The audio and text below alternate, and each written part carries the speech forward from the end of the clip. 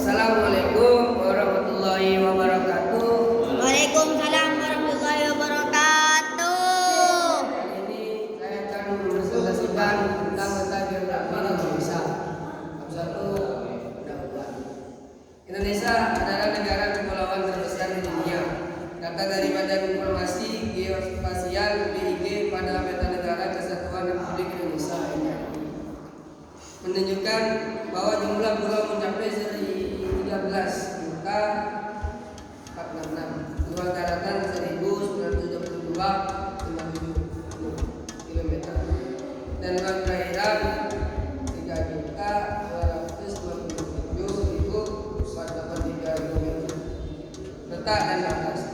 Indonesia terletak di antara 95 derajat BT sampai 141 derajat BT, dan antara 6 derajat NU sampai 11 derajat LS, dan persilangan dua benua dan dua samudra. Secara geologis, Indonesia merupakan daerah pertemuan antara dua deretan pegunungan, yaitu Sikrum Pasifik dan Sikrum Mediterania.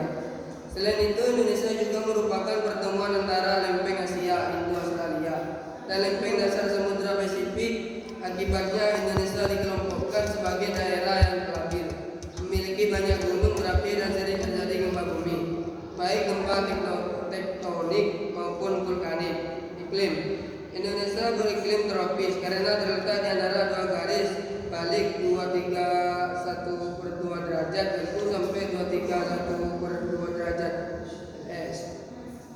Bentang alam. Permukaan bumi memiliki perbedaan ketinggian secara vertikal yang disebut relief.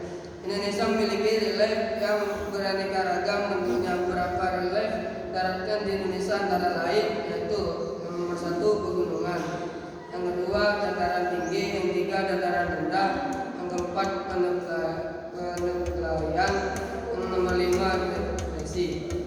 Rumusan masalah. Mengapa bangsa Indonesia setiap tahunnya selalu meningkat? Apa faktor penyebabnya? Tujuan supaya peserta didik mengetahui perkembangan bangsa Indonesia. Bab 3 penduduk. Jumlah penduduk Indonesia pada tahun 2015 adalah 2.557.000.000 jiwa. Pada tahun 2015 ini rata-rata tingkat kepadatannya mencapai 475 jiwa kilometer dengan tingkat pertumbuhan -0,1% per tahun. Penurunan ini tidak terlepas dari suksesnya program keluarga berencana KB yang dicanangkan pemerintah. Sebagai besar penduduk Indonesia tinggal di Pulau Jawa, disusul Sumatera, Sulawesi, dan Kalimantan. Kepadatan yang tidak merata, penyebaran yang timpang, komposisi penduduk yang sebagian besar berusia muda, terbatasnya lapangan pekerjaan, kurangnya penguasaan teknologi, dan jumlah penduduk yang besar menjadi masalah kependudukan di Indonesia.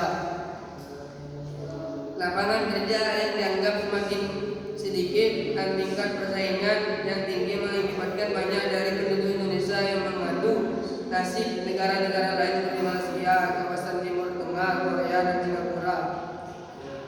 Etnis Jawa merupakan suku bangsa dengan penduduk paling banyak, 5%. Di Indonesia hampir di setiap pulaunya ditemukan orang-orang keturunan Jawa. Berikutnya adalah suku Sunda 8%, suku Madura 7%, dan sisa suku bangsa lain dalam berinteraksi. Etnis Indonesia menggunakan bahasa Indonesia yang berasal dari bahasa Melayu sebagai bahasa resmi. Bahasa keseharian setiap suku bangsa menggunakan bahasa sukunya masing-masing, bahasa ibu. Sebagai besar rakyat Indonesia memeluk agama Islam, yaitu 88% dari jumlah penduduk. Perekonomian. Laporan perkembangan ekonomi dunia dari IMF International Monetary Fund menunjukkan bahwa pertumbuhan ekonomi Indonesia mencapai 4% pada tahun ini, atau karena meskipun penerbit pasar atau kebijakan ekonomi. Contohnya pada tahun 2015, pertumbuhan ekonomi dunia yang melambat mengakibatkan turunnya harga-harga sejumlah komoditas di Indonesia dan memperkecil peluang baru. Akan tetapi pertumbuhan yang mengecil ini dapat baik arah jika investasi di negara kita